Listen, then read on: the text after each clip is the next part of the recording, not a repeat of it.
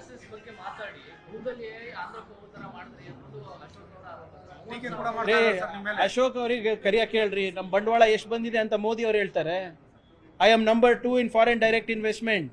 I am number 5 in the top AI cities in the world. I am number 1 in India in IT services exports.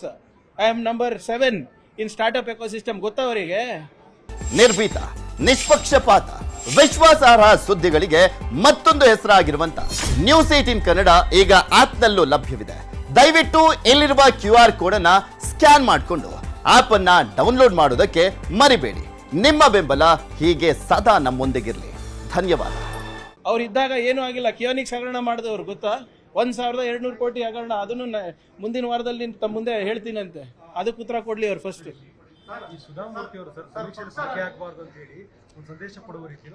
ನೋಡಿ, ಇದು ನನ್ನ ಪ್ರಕಾರ ತಪ್ಪು.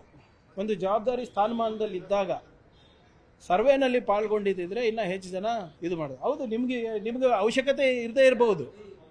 ಆದರೆ as a citizen and as A member of parliament ನೀವು ಪಾಲ್ಗೊಂಡಿದ್ದರೆ ಚೆನ್ನಾಗಿರ್ತಾ ಇತ್ತು. High court ಆದೇಶ ಏನಿದೆ, ವಾಲಂಟ್ರಿ ಇದೆ ಅಂತ ಅದಕ್ಕೆ ಮಾಡಿರ್ಬೋದು. ಆದರೆ ನಾನು ಹಿಂದುಳಿದವರಲ್ಲ, ಅದಕ್ಕೆ ನಾನು ಪಾಲ್ಗೊಳ್ತಾ ಅಂತ ಹೇಳೋದು ತಪ್ಪು. You don't want to participate, leave it.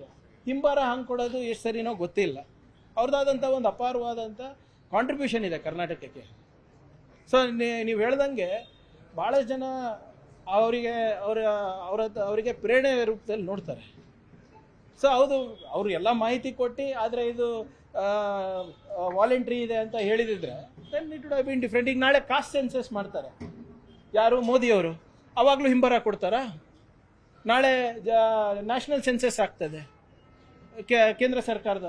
ಅವಾಗೇನು ಹೇಳ್ತೀರಾ? ಇಲ್ಲ, ನಾವು BPL ಅಲ್ಲ, ಅದಕ್ಕೆ ನಾವು ಮಾಡೋದಿಲ್ಲ ಅಂತ ಹೇಳ್ತೀರಾ? See, we all have our own responsibilities also. You don't want to participate, there are better ways to say it ಅಷ್ಟೇ. ಈಗ ದೇಣಿಗೆಯನ್ನು ಕೊಡಬಾರದು, ಕಾರ್ಯಕ್ರಮ ಭಾಗವಹಿಸಲು ಒಂದು ಭಾಗ ದೇಣಿಗೆ ಕೊಡಬಾರದು ಅಂತ ಉಲ್ಲೇಖದಲ್ಲಿ ಇದೆ. ಒಂದು ವೇಳೆ ಈಗ ತುಂಬಾ ಜನ ಪಕ್ಷಗಳಿಗೂ ಕೊಡ್ತಾರೆ, ಸಂಘಟನೆಗಳು ಕೊಡ್ತಾರೆ. ಕೊಡಿ, ಅಧಿಕೃತವಾಗಿ ಕೊಡಿ. ಕೊಡಿ, ಈಗ ಅಧಿಕೃತವಾಗಿ ಕೊಡಿ. ನಿಮಗೆ ಇನ್ನೂ ಒಂದು ನೆನಪಿದೆಯಲ್ಲ, ಒಂದು 2-3 ವರ್ಷದ ಹಿಂದೆ ನಾನೇ ಇದು ಇಶ್ಯೂ ರೇಸ್ ಮಾಡಿದ್ದೆ. ಗುರು ಪೂರ್ಣಿಮಾ ದಿವಸ PDOಗಳ ಹತ್ರ 2-2 ಸಾವಿರ ತಗೊಳ್ತಾ ಇದ್ರು ಕೆಲವು ಸಂಘಟನೆಗಳು. ಅದು ನಾನು ಸದನದಲ್ಲಿ ಕೂಡ ಪ್ರಸ್ತಾಪ ಮಾಡಿದ್ದೆ. ಅದು ಯಾವುದೋ ಗದ್ದಲದಲ್ಲಿ ಅದು ಹೋಗೇ ಬಿಡ್ತು. ನೀವು ನೋಡಿ, ದೇಣಿಗೆ ಕೊಡಿ, no problem. Don't misuse your authority. ನಾನು ವಿಲೇಜ್ ಅಕೌಂಟೆಂಟ್ ಇದ್ದೀನಿ, ನಾನು PDO ಇದ್ದೀನಿ, ನಾನು FDI ಇದ್ದೀನಿ, SDI ಇದ್ದೀನಿ ಅಂದ್ಬಿಟ್ಟು ಬೇರೆ ರೂಪದಲ್ಲಿ ಕೊಡೋದಲ್ಲ. ನೀವು ವೈಯಕ್ತಿಕವಾಗಿ ನೀವು ಯಾವ ಹುಂಡಿಗನ ಹಾಕಿ ಎಲ್ಲನ ದೇಣಿಗೆ ಕೊಡಿ, ನೋ ಪ್ರಾಬ್ಲಮ್. ನೀವು RSSಗೆ ಕೊಡಿ. Don't give government money, give your money. And don't misuse your position as a government officer. ಇನ್ನು ಈಗ ಬರುತ್ತೆ ಇಷ್ಟು. ಈಗ ಏನಾಗಿದೆ ಇವರೇ, ಈಗ ನಾವು ಧ್ವನಿ ಎತ್ತಿದ್ದೀವಿ, ಒಂದೊಂದಾಗಿ ಆಚೆ ಬರುತ್ತೆ. ಒಂದು ರೀತಿ ಒಳ್ಳೇದೆ, ಶುದ್ಧೀಕರಣ ಆಗ್ಬಿಡ್ಲಿ ಆಡಳಿತನು. ಕೇಂದ್ರ ಸರ್ಕಾರದಲ್ಲಿ ಒಂದು ಆದೇಶ ಹೊರಡಿಸಿದ್ದಾರೆ, RSS ಅಲ್ಲಿ ಪಾಲ್ಗೊಳ್ಬಹುದು ಅಂತ. ನನ್ನ ಪ್ರಕಾರ ಒಳ್ಳೇದೆ. ಗೊತ್ತಾಗ್ತದಲ್ಲ ಯಾವ ಐಡಿಯಾಲಜಿ ಇದೆ ಅಂದ್ಬಿಟ್ಟು. ಯಾವುದು B.Pharm ನಮ್ಮ ಹತ್ರ ತಗೊಂಡಿದ್ರೆ ಅವ್ರು RSS ಅವರಲ್ಲ ರೀ, ಹೆಂಗಾಗ್ತದೆ? ಬಹುಶಃ they might not be vocal, that does not make them RSS. ಈಗ ನೋಡಿ, ಆಚರಣೆ ನಿಮ್ಮದ್ರಲ್ಲಿರೋದು. ಹಿಂದುತ್ವ ಅಂತ ಕಾನ್ಸೆಪ್ಟ್ ತಂದಿದ್ದು ಯಾರ್ರೀ? ಯಾವಾಗಿಂದ ಇದೆ ಹಿಂದುತ್ವ ಕಾನ್ಸೆಪ್ಟ್ ಹೇಳಿ ನನಗೆ? ಸಾವರ್ಕರ್ ಅವ್ರು ತಂದಿಟ್ಟಿರೋದು. ಅದಕ್ಕಿಂತ ಮುಂಚೆ ಎಲ್ಲ ಹಿಂದೂಗಳೇ ಅಲ್ವಾ? ಏನು ಹಿಂದುತ್ವ ಅನ್ನೋ ಕಾನ್ಸೆಪ್ಟ್ ಯಾವಾಗ ಬಂತು? ಅದು 2900 ವರ್ಷ 3000 ವರ್ಷದ ಇತಿಹಾಸ ಇದೆಯಾ ಅದಕ್ಕೆ? ಇಲ್ಲ. ಅದು ಇವರು ರಾಜಕೀಯ ಬೇಳೆ ಬೇಯಿಸ್ಕೊಳ್ಳಿಕ್ಕೆ ತಂದಿರೋದಂತ. ಈಗ CM ಅವರು ಹೇಳಲ್ವಾ, ನಿಮ್ಮ ಆಚರಣೆ ನಿಮಗೆ ಬಿಟ್ಟಿದ್ದು, ಸ್ವತಂತ್ರ ಇದೆ ಎಲ್ಲರಿಗೂ ಮಾಡೋಕ್ಕೆ. DK ಶಿವಕುಮಾರ್ ಸಾಹೇಬರು ಭಾಳ ಧಾರ್ಮಿಕರಿದ್ದಾರೆ, ತಪ್ಪೇನಿದೆ? ನಾನು ನಂಬೋದಿಲ್ಲ, ನಮ್ಮ ತಾಯಿ ನಂಬ್ತಾರೆ. What is wrong with it? ನಿಮ್ಮ ನಂಬಿಕೆ, ನಿಮ್ಮ ಭಕ್ತಿ, ಆಧ್ಯಾತ್ಮಿಕವಾಗಿ ನೀವು ಮಾಡ್ಕೊಳ್ಳಿ. ನನ್ನ ನಂಬಿಕೆ ನಿಮ್ಗೆ ತೊಂದರೆ ಕೊಡಬಾರ್ದು, ನಿಮ್ಮ ನಂಬಿಕೆ, ನಿಮ್ಮ ಆಚರಣೆ ನನಗೆ ತೊಂದರೆ ಕೊಡಬಾರ್ದು. ಸಂವಿಧಾನದ ಆಶಯಗಳಲ್ಲಿ ಏನಿದೆ, ಕಾನೂನಾತ್ಮಕವಾಗಿ ಏನಿದೆ, ಅಷ್ಟೇ ನಾನು ಕೇಳ್ತಾ ಇರೋದು. Thank you.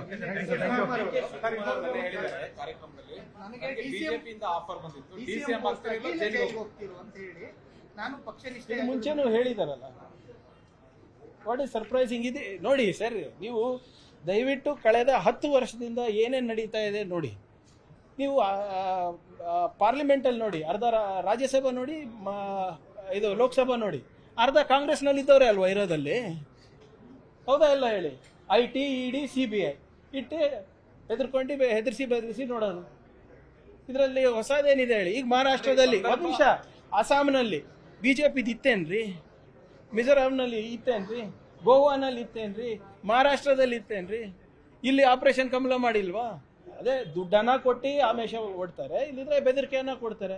ನಾನೇ ನಿನ್ನೆ ಹೇಳಿದೆ ತಮಗೆ, ಈ ಹೋದ ಬಾರಿ ನಾನು ಏನು PSI ಹಗರಣ, ಬಿಟ್ಕಾಯಿನ್ ಹಗರಣ ಎಲ್ಲ ತೆಗೆದಾಗ BJPಯವರು ಚಿತ್ತಾಪುರದ ಅನುದಾನವನ್ನು ಕಟ್ ಮಾಡಿದ್ರು. 200-300 ಕೋಟಿ ರೂಪಾಯಿ ಕಟ್ ಮಾಡಿದ್ರು.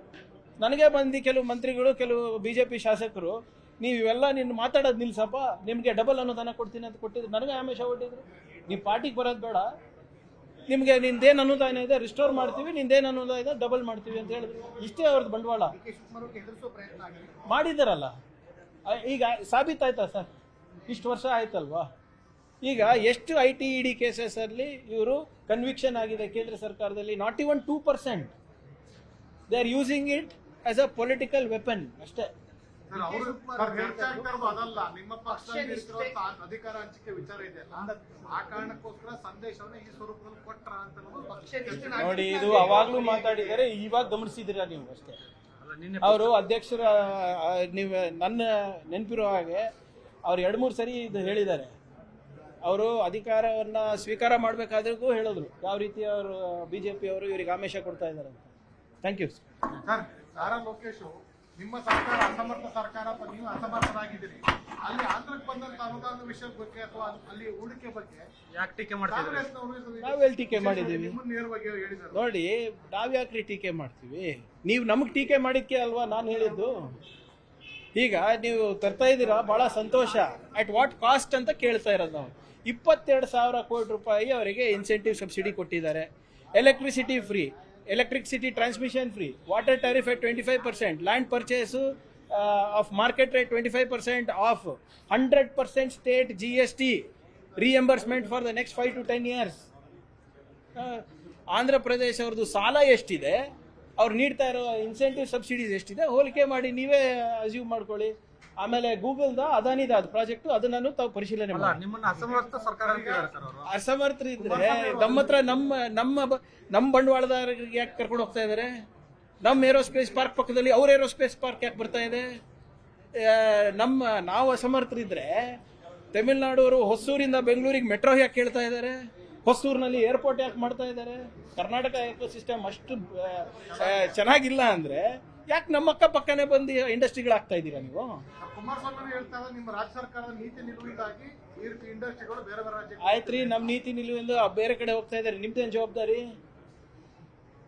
ಕೇಂದ್ರ ಸರ್ಕಾರದ ಸಚಿವರು ಇರ್ಬೋದು, BJP MP ಅವ್ರು ಇರ್ಬೋದು, ಕರ್ನಾಟಕದಲ್ಲಿ ಬರೀ ಟೀಕೆ ಮಾಡಕ ಅವ್ರ ಕೊಡುಗೆ ಏನಿದೆ? ಆಂಥ್ರೋಫಿಕ್ ಅಂದ್ಬಿಟ್ಟು ಒಂದು ದೊಡ್ಡ AI ಕಂಪನಿ ನಮ್ಮ ಹತ್ರ ಬಂದು ಇವತ್ತು ಬಂಡವಾಳ ಆಗಿದೆ. ಇವತ್ತು ಮುಂಬೈದು ಒಂದು ಕಂಪನಿ ಶಾಬಿಟ್ ಮುಂಬೈ ಬಿಟ್ಟು ಇವತ್ತು ಬೆಂಗಳೂರಿಗೆ ಬರ್ತಾ ಇದೆ. ಅದೆಲ್ಲ ಹೇಳಲ್ಲ. ಗೂಗಲ್ದು ಅತ್ಯಂತ ದೊಡ್ಡ ರಿಸರ್ಚ್ ಅಂಡ್ ಡೆವಲಪ್ಮೆಂಟ್ ಸೆಂಟರ್ ಅನಂತ ತೆಗೆದಿದ್ದು ನಮ್ಮ ಕಾಲದಲ್ಲಿ, ಅದಕ್ಕೆ ನಮಗೇನು ಪ್ರಶಂಸೆ ಕೊಡೋದಿಲ್ಲ ಇವರು. ಕ್ವಾಂಟಮ್ ರೋಡ್ ಮ್ಯಾಪ್ ಮಾಡ್ತಾ ಇರೋದು ನಾವು, AI ರೋಡ್ ಮ್ಯಾಪ್ ಮಾಡ್ತಾ ಇರೋದು ನಾವು, ಸ್ಟಾರ್ಟಪ್ ಇಂಡಿಯಾ ಆಗ್ತಾ ಇರೋದು ಇಲ್ಲಿ, ಅಲ್ಲಲ್ಲ ಡೆಲ್ಲಿನಲ್ಲಿ. ಸೊ ಅವ್ರ ಕೊಡುಗೆ ಏನಿದೆ? ಅವ್ರು ಹೇಗೆ ಸಹಕಾರ ಮಾಡ್ತಾ ಇದ್ದಾರೆ? ನಿರ್ಮಲಾ ಸೀತಾರಾಮನ್ ಅವರು ಕನ್ನಡಿಗರ ಋಣ ಯಾವಾಗ ತೀರಿಸ್ತಾರೆ ಹೇಳಿ? 4.5 ಲಕ್ಷ ಕೋಟಿ ರೂಪಾಯಿ IT ಎಕ್ಸ್ಪೋರ್ಟ್ಸ್ ಅಲ್ಲಿ ನಾವು ಕೊಡ್ತಾ ಇರೋದು ಸರ್ ಕೇಂದ್ರ ಸರ್ಕಾರಕ್ಕೆ. They are dependent on us, we are not dependent on them. Thank you. ನಿರ್ಭೀತ, ನಿಷ್ಪಕ್ಷಪಾತ, ವಿಶ್ವಾಸಾರ್ಹ ಸುದ್ದಿಗಳಿಗೆ ಮತ್ತೊಂದು ಹೆಸರಾಗಿರೋ ನ್ಯೂಸ್ 18 ಕನ್ನಡ ಈಗ ಆಪ್ನಲ್ಲೂ ಲಭ್ಯ ಇದೆ. ದಯವಿಟ್ಟು ಇಲ್ಲಿರೋ QR ಕೋಡ್ ಅನ್ನು ಸ್ಕ್ಯಾನ್ ಮಾಡಿಕೊಂಡು ಆಪ್ ಡೌನ್ಲೋಡ್ ಮಾಡೋದಕ್ಕೆ ಮರಿಬೇಡಿ. ನಿಮ್ಮ ಬೆಂಬಲ ಹೀಗೆ ಸದಾ ನಮ್ಮೊಂದಿಗಿರಲಿ. ಧನ್ಯವಾದ.